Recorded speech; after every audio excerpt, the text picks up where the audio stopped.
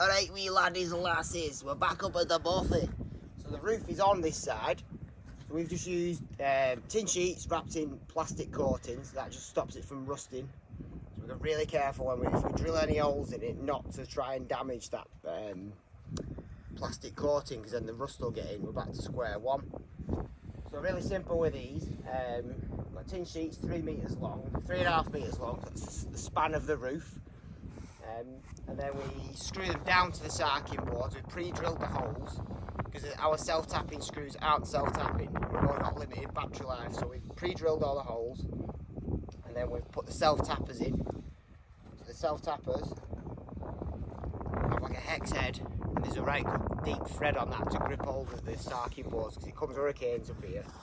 So we don't want this roof to end up down at the beach. So we've got a couple of roof lights in.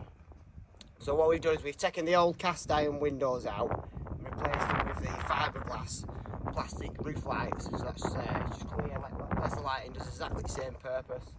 And as we've come along, we'll take it out to the other side, but we've got these ridges on. So the ridges, they're the same profile and they flex. So whatever your pitch of your roof is, we've got a steep or a shallow one, push it down, self-tap it in. We can use these on the barge boards as well. So we'll go down to the other side where we're on with now.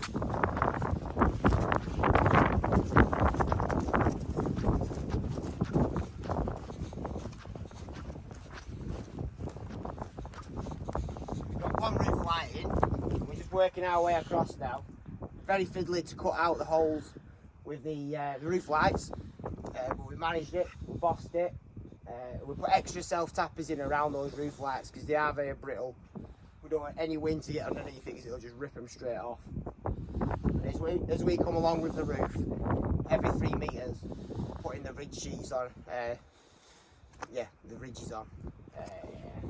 Right, so I think that's it. So we'll come back when we finished it, got the barge boards on, we've got the stove to put in, and we've already done most of the breaking out. We've got left a little bit at the back of the gable for you to have a look at. Another sunny day on Mull. So we've got both sides of the roof done now, apart from this little bit, because we're 1 sheet short. So that involves, it's 100 miles to Glasgow where the firm's at. So it's a 200-mile round trip for 1 roofing sheet. But we managed to bodge it with some offcuts. We'll do a bit of a cowboy roofing job on this. So we're just finishing off the bit of the breaking out the line pointing. In fact, we were going to show you how we do it, but we can't now, because come and look what's happened.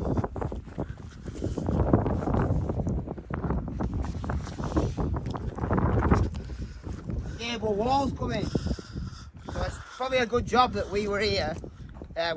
First of all, it's a good job that young Hamish McIver, who was underneath it, managed to scarp her out, because he's only a mere slip of a lad, so he scurried out the way. But there is some scaffolding under there somewhere, squashed. But we can see why it's come down. So normally when you're building a wall, you have your what we call in England is your through stones. So we'll have big stones that will span both skins of the wall. That ties everything together.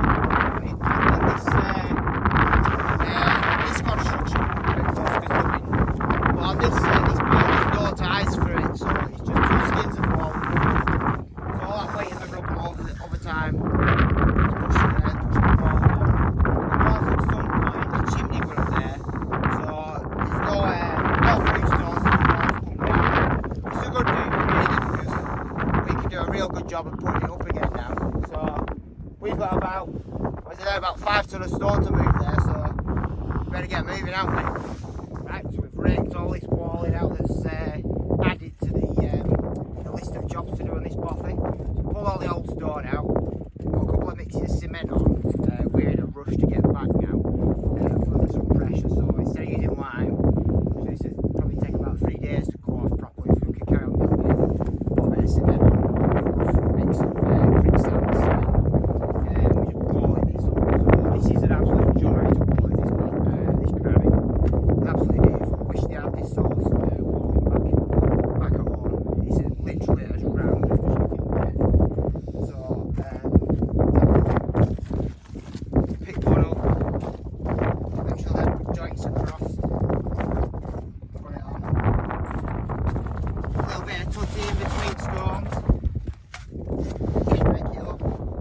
is actually saving us a little bit of the job, because when we come back in spring, the line point this week, we've had to back point all this up. So we're pretty much back pointing it already by using the cement mortar. It won't breathe. It'll save us a little bit of time. So we put his jumper on, and then we'll literally just get bigger stones, just put them randomly between quality touch string line, or you can see it there, edge of dark. The witching hour, all the witches are coming out down the glen. So, let's see. It goes up so fast because the stones are so big. Well, it makes it a little bit easier if you've got a little bit of background knowledge in walling, so you know how a wall goes together. So when we put our facing stones in, we're just filling up the back of the eyes of the first stones that we come to. This big numb stuff. You fill all the back in like that. And as you go a bit higher up the wall, we'll get some steel ties in. We'll just wall them into the other course. And wall them into this facing course here. I thought I'd put down my walling hammer, sticking to line mortar, but I think if I moved up here, I'd definitely pick that walling hammer back up, because you can get on with this stuff. We've been on with this now for perhaps, I don't know, an hour and a half, something like that. We've already got a lump of wall up. You can really get on with it. So, anyway, I'll just bring this up to a level so you can see what's going on. So we're just getting any random stones here. Filling, we call these filling stones back in Lancashire, Yorkshire, Packers. Your hearting stones. This is just like rubble. So we're getting all these bits of back out. Like I say, it's beautiful stuff to work with. If I was to get this stuff back at home, you'd be looking 200 quid a tonne for this. But it's dug straight out the ground here, this beautiful pink granite. They've made one at Stevenson Brothers, off of making the train. He built a big lighthouse round the coast here, all pouring out of this pink granite. It lasts forever. So if you had to get some granite worktops, some pink granite worktops shipped in from Spain or Italy, you'd be paying thousands for it. We're getting it straight out of the ground, or straight out of the 200-year-old Bothy, I should say. But apparently there's further down the coast at Fianfort, there's an old quarry there, and the stone that was quarried out there in the mid-1800s went down to Westminster Abbey. Quality stuff. And also, another little fact, down on Iona, which is just across the way, probably 10 miles away, is some of the oldest stone on earth. Louisian gneiss, 3 billion years old, the stone is. So, old stuff, old walling, old-fashioned way is always the best. If we were on a normal job back home and this happened, you'd have to get building control in, there'd be insurance issues, there'd be plot work, there'd be new footings, there'd be dramas, stress and delays to the job. But as you can see here, we'll probably have this up to this evening. So just 5 miles away, the nearest town of Benesson.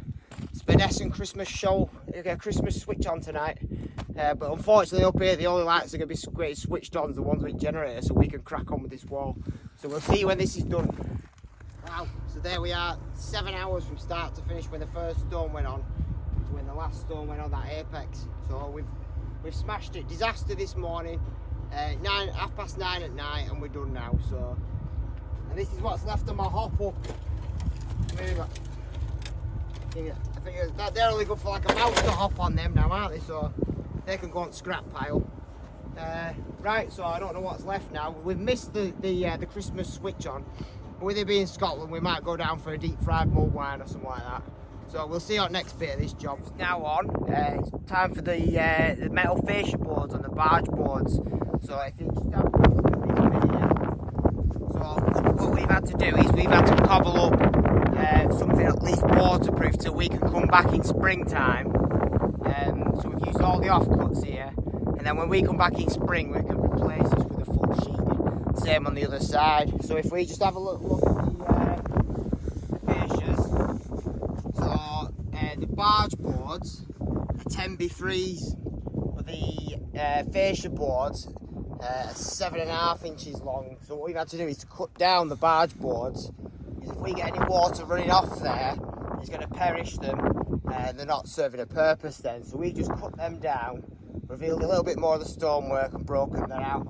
Exactly the same as the roof. The fascia boards are screwed on with the self-tappers into the barge boards and then down through the top sheet, so that holds this end of the roof on. So when the hurricanes come blowing in, that's going to be held fast. I think it looks smart, that. Then we've got to lead the chimney, but the ends of the barge boards are exposed. So what I've done is I've wrapped them in a bit of lead just to shed any water off them. You can see them little strips of lead on the end grain there. And then when we come back, I'll fetch a little bit of creosote, and we'll give the bottom of the barge boards, where I've cut them, a few dressings of creosote just to aid that, make it stay on a little bit longer.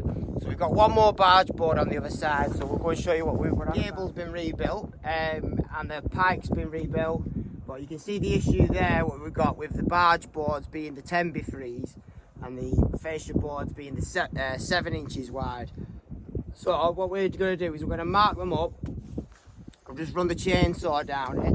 Careful not to catch that chain on the stonework. And we can rip that timber down from a 10 inch down to a 7 inch, and then exactly the same on the other side. We've got the cover plates there, and then once this fascia's on, then we can screw that top ridge plate down, and we can get the last of the screws in the roof. Then the roof will be sound and it'll be on there.